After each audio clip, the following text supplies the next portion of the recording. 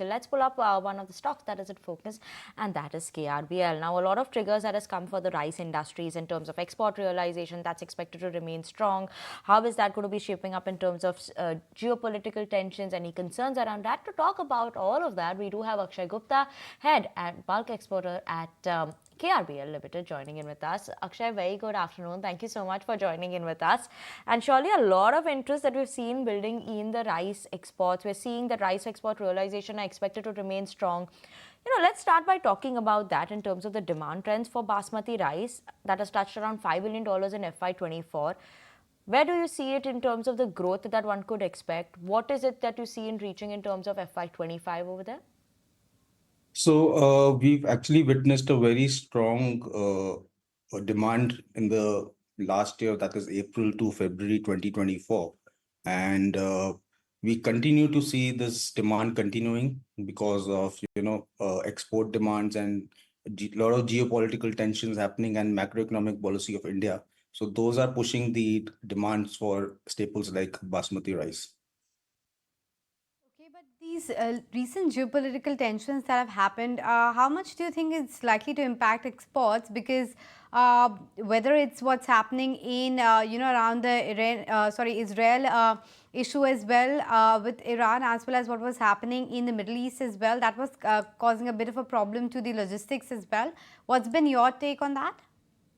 I mean, see, logistics have been hampered. The freight rates have gone up due to the Red Sea crisis and the geopolitical tensions coming around. But the demand from the consumer or from the countries is higher due to these tensions. I mean, because basmati rice is one of the staple foods in the Middle East region.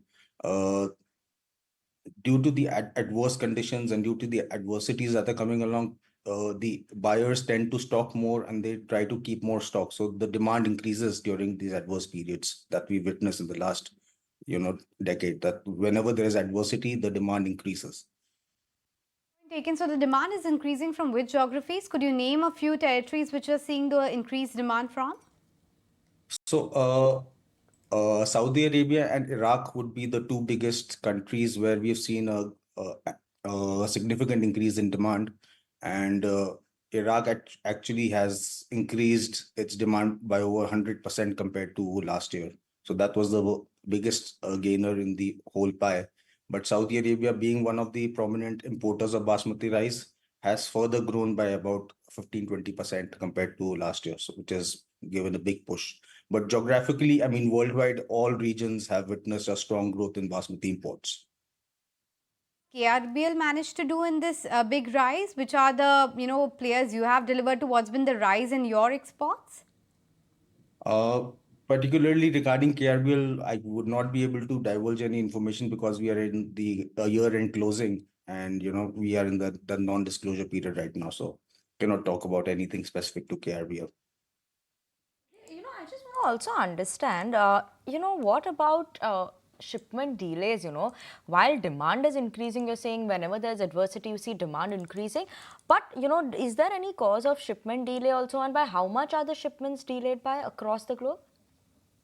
I mean, shipments have been delayed due to vessel congestions and longer transit times. So, anything which was going from India to Europe, for example, was taking 20-25 days initially, is now taking 45 days transit time. So, yes, shipments have been delayed. And that is one of the reasons why buyers are, giving more orders to exporters so that, they can cover up those stocks and, maintain their stock positions, because going forward, they see these situations to continue and they will not be solved in the near term. Just want to know in terms of your pricing, what is the pricing that one is seeing for domestic as well as international basmati rice? Are they still firming up or stabilizing? Any understanding on ground that we could get? Pricing last year was very firm, and up till shipments up till January, February were at higher prices. But from March, April, we've seen some softening of prices because of higher stock levels, maybe at buyers' ends. One of the reasons, but I think in the near future, coming months, due to these latest developments in the Iran-Israel war situations and everything, we think the demand will, increase again and prices will firm up in the coming months. Before I let you go, as far as exports is concerned, you're saying it's good demand, but the government has been doing a lot to ensure that the local supply is not disrupted.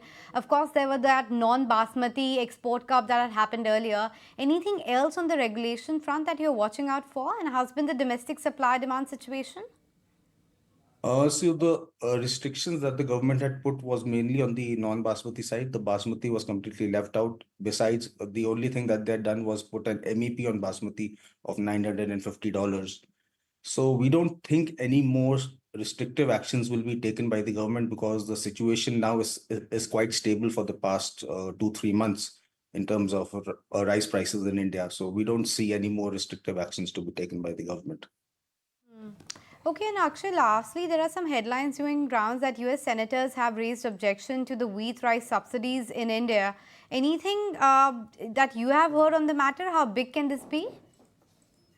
I mean, see, the issue with WTO has been prevailing for last couple of years, and the government has taken a lot of steps to, alleviate the concerns of WTO. I mean, we first had a 5% subsidy on the exports, but then that was later removed, and now the government has come up with an RODTEP scheme, which gives about a 0.5% or 1% duty drawback to the exporters.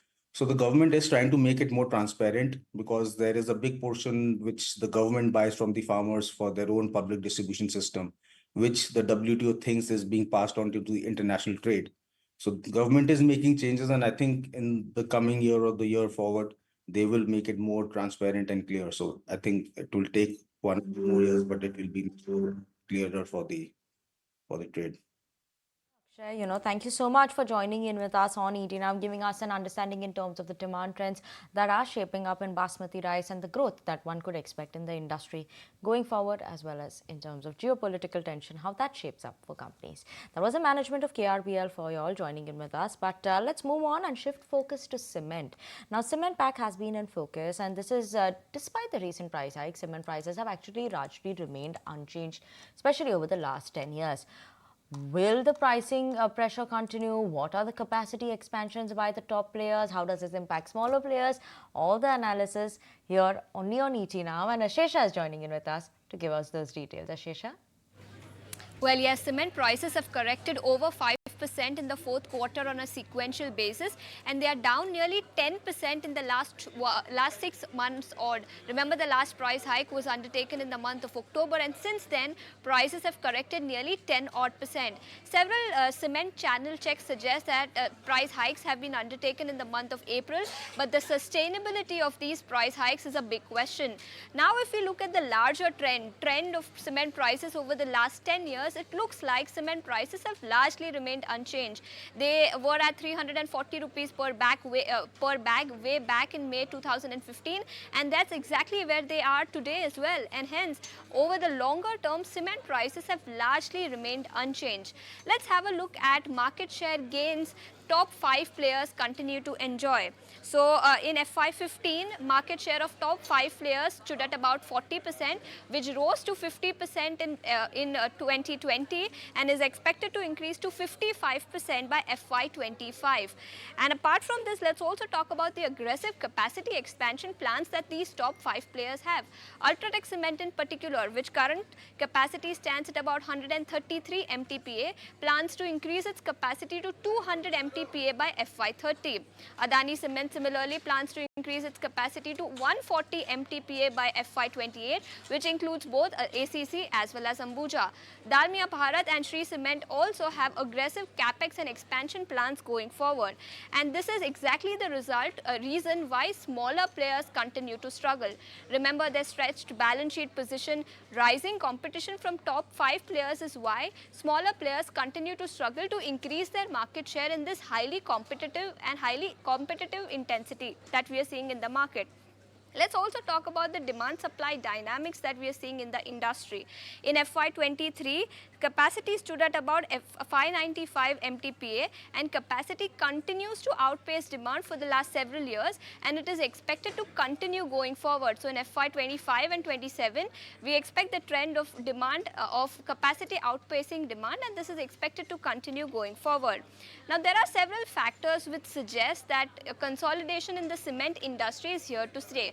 One, of course, is on account of the highly competitive market that we are seeing. Smaller players continue to struggle, and perhaps these smaller players could be bought out by the top 5 players. In fact, Axis Capital had come out with a note some time ago where they listed out potential acquisition targets in the cement industry, which includes the likes of Vardharaj Cement, we have Orient Cement, Heidelberg India and Zuari Cement, which could probably be taken over by these large players.